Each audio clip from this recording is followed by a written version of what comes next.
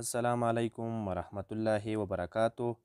هیله لرم چې روغ او جوړ به یاست.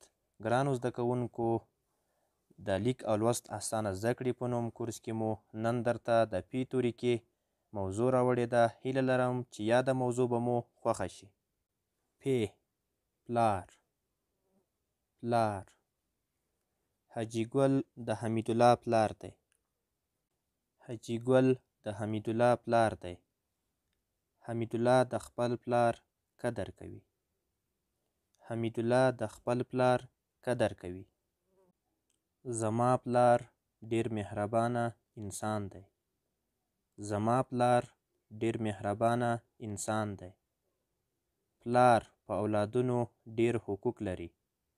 پلار په اولادونو ډیر حقوق لري. زه د پلار هره خبره منم. زه د پلار هره خبره منم. هر پلار د خپلو اولادونو د ښې روزنې لپاره هلې ځلې کوي.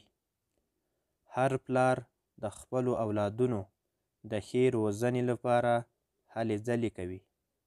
ګرانو زده کوونکو، هغه لغاتونه چې په دې متن کې سخت دي اوس به یې درته وژباړم. لغات: معنا: قدر، درناوی، احترام. قدر، درناوی، احترام. مهربانه، زړهسوانده. مهربانه، زړهسوانده. اولادونه، بچیان. اولادونه، بچیان. کورنۍ دنده. کورنۍ دنده. د پی توري لرونکي کلمې بیلې بیلې ولیکئ. د پی توري لرونکي کلمې بیلې بیلې ولیکئ. ګرانو زده کوونکو، یوه کلمه به زه د تورو یا حروفو په شکل ولیکمه، نورې درې کلمې به تاسو د تورو په شکل ولیکئ. پلار. د پلار کلمه چې کله موږ سره بیلوو: پی، لام، الف، ر. پی، لام، الف، ر. دا څلور توري سره یو ځای کړو د پلار کلمه ترې جوړیږي. نورې درې کلمې: پلوشه، پرون، پمپ. پلوشه، پرون، پمپ. دا درې کلمې به تاسو د تورو په شکل یا جدا جدا ولیکئ. دوهمه برخه: د پی توري لرونکي کلمې سره یو ځای ولیکئ. د پی توري لرونکي کلمې سره یو ځای ولیکئ.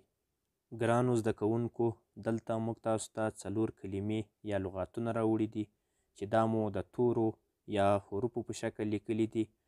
زه غواړم چې یو کلمه سره یو ځای کړمه، نورې درې کلمې بیا تاسو سره یو ځای کړئ. پی، الف، کاف، ټ. داسې سره یو ځای کو، پاکټ کلمه ترې جوړیږي. پی، الف، کاف، ټ. داسې سره یو ځای کو، پاکټ کلمه ترې جوړیږي. نورې درې ستاسو کورنۍ دنده ده، دا تاسو بیا د کلمې یا لغات په بڼه سره یو ځای کړئ. ګرانو زده کوونکو، نن ما تاسو ته د پی توري کې د پلار موضوع راوړې وه. لومړی مو متن درته تشریح کړ، بیا وروسته مو هغه لغاتونه چې په دې متن کې سخت وو هغه مو درته وژباړل. ورپسې مو تاسو ته کورنۍ دنده درکړه دې لغاتو یا کلمو په برخه کې. هیله لرم چې یاده موضوع به مو خوښه شوې وي او ستاسو نه هیله کوم چې دا متن په خپلو کورونو کې 10 ځله ځان سره تکرار کړئ تر څو وکولی شئ چې یاده موضوع مو په اسانۍ سره زده شي.